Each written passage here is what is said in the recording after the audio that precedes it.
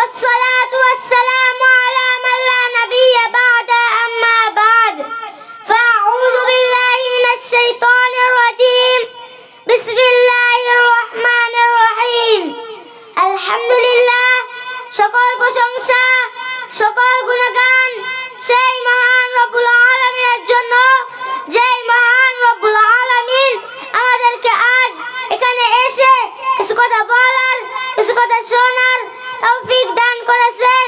সকলে বলি আলহামদুলিল্লাহ। আলহামদুলিল্লাহ। দুরূদ সালাম বর্ষিত হোক সে নবীর প্রতি যে নবীর আদর্শকে বাস্তবায়ন করাই আমাদের কুদরত প্রচেষ্টা সেই মহামানব মুহাম্মদুর রাসূলুল্লাহ সাল্লাল্লাহু আলাইহি ওয়াসাল্লাম। আজকে আমার বিষয় ইসলাম। আমি ইসলাম সম্পর্কে কিছু কথা বলবো ইনশাআল্লাহ। মা তৌফিকি ইল্লা বিল্লাহ। ইসলামের পরিচয়। ইসলাম অর্থ আত্মসমর্পণ করা।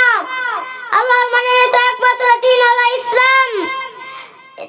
তিনি শেষ নবী মুহাম্মদ সাল্লাল্লাহু আলাইহি ওয়াসাল্লাম এর মাধ্যমে ইসলামকে মানব জাতির নিকট প্রেরিত করেছেন। যিনি ইসলাম ধর্ম মেনে চলেন তিনি মুসলিম। সূরা বাকারা 2 নম্বর সূরা 208 নম্বর আয়াত।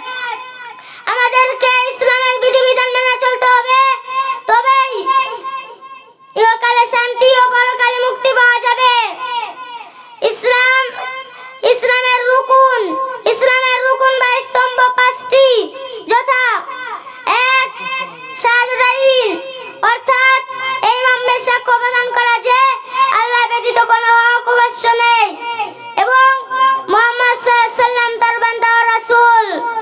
2 সালাত আদায় করা।